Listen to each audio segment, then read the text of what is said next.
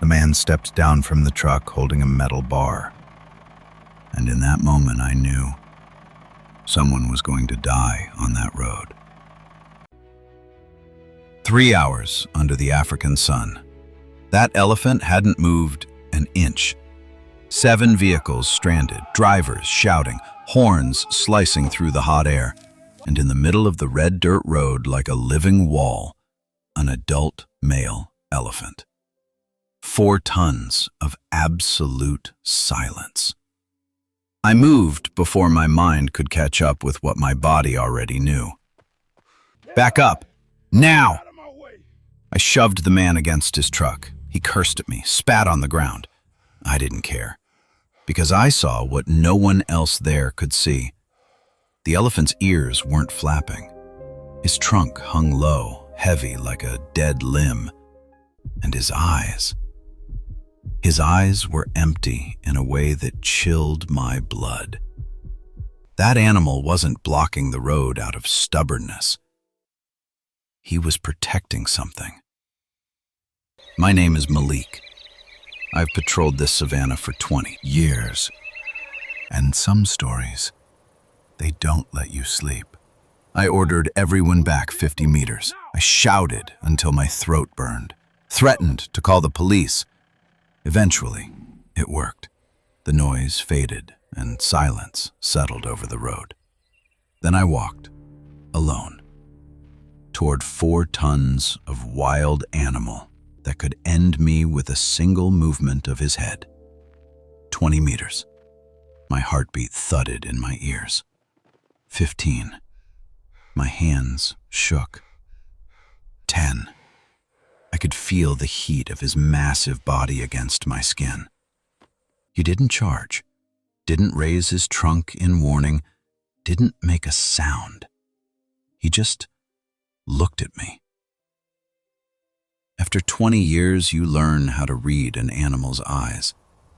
I know the look of rage. I know fear. But this was something else. His gaze was broken, hollow, devastated, as if he was looking straight through me, into a place I could never reach. I crouched slowly, making myself smaller, less of a threat. "What happened to you, my friend?"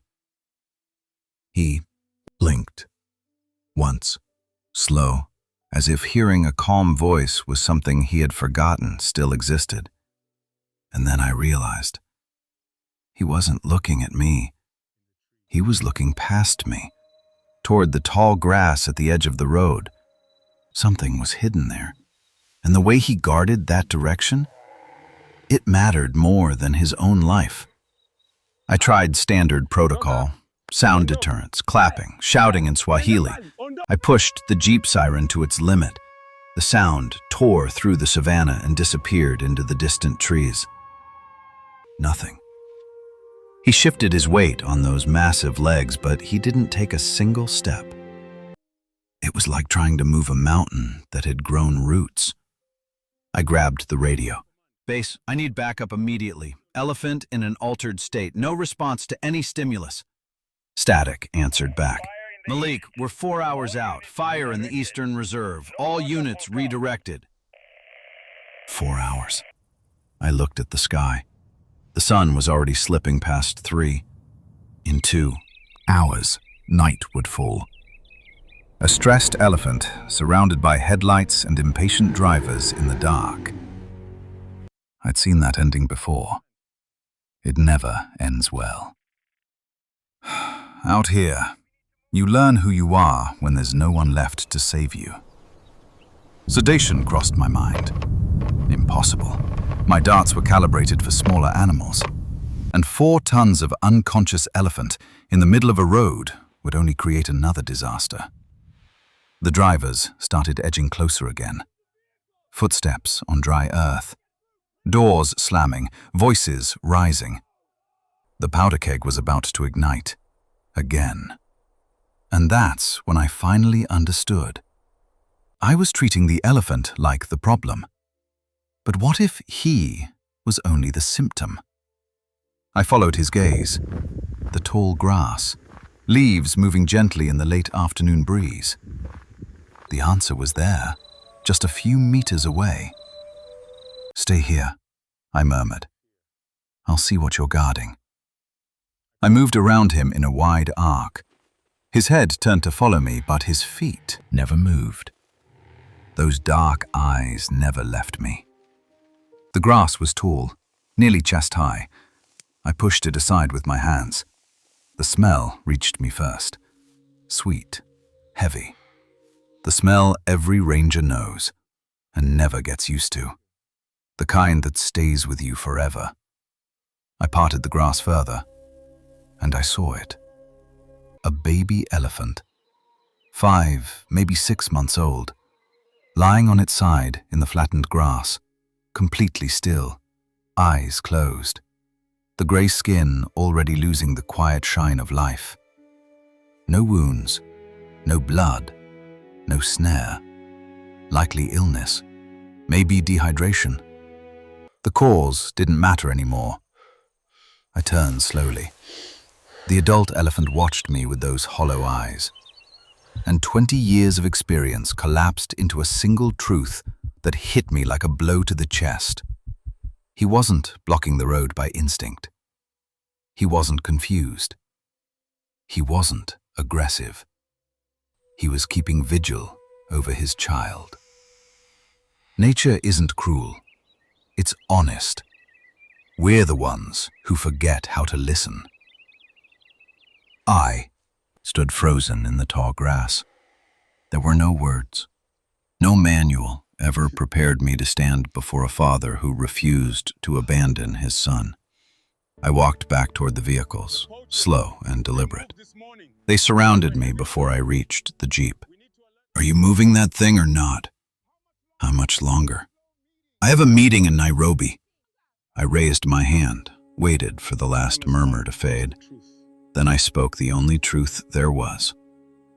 "The calf is dead, in the grass. That elephant is the father. He won't leave until he's ready to say goodbye." The silence that followed was different. Not impatience, understanding. The kind that comes when people see something bigger than themselves. The man with the metal bar swallowed hard. A woman covered her mouth, eyes wet. A massive truck driver removed his cap and bowed his head. "I'll reroute you through the Eastern Trail," I said. "1 extra hour. But this father gets the time he needs."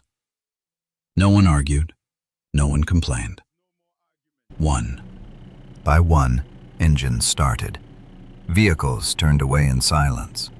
The road emptied, leaving dust hanging in the golden air. I stayed. After the last vehicle disappeared on the horizon, I stayed. I sat on the hood of the Jeep 30 meters away and watched. The sun sank slowly, yellow to orange, orange to red. Acacia shadows stretched like long fingers across the ground, and the elephant remained, still, guarding what was left of his calf. When the sky turned purple and the first stars appeared, he finally moved. Not away, just toward the small body in the grass. His trunk lowered gently, touched the cold, lifeless skin. Once, twice, 3 times. The gentlest thing I've ever seen an animal do. A father touching a child he knows will never wake up. Elephants understand death. That isn't poetry. It's science. They return to bones years later. They stand vigil. They touch remains with reverence. They remember. They grieve. When darkness swallowed the savannah, he turned one last time, looked at me across the distance, a long look, almost gratitude for staying, for giving him what no one else wanted to give. Time. Then he walked into the night, his silhouette shrinking, becoming shadow. Then nothing. Alone. I didn't follow. Not every rescue is about saving. Sometimes it's about staying. Some animals we save with medicine, some with force. But some we save only by bearing witness, by respecting a grief we will never fully understand. That night, I drove back in complete silence, and somewhere in the vastness of the savannah, a father was saying goodbye to his child, the only way he knew how.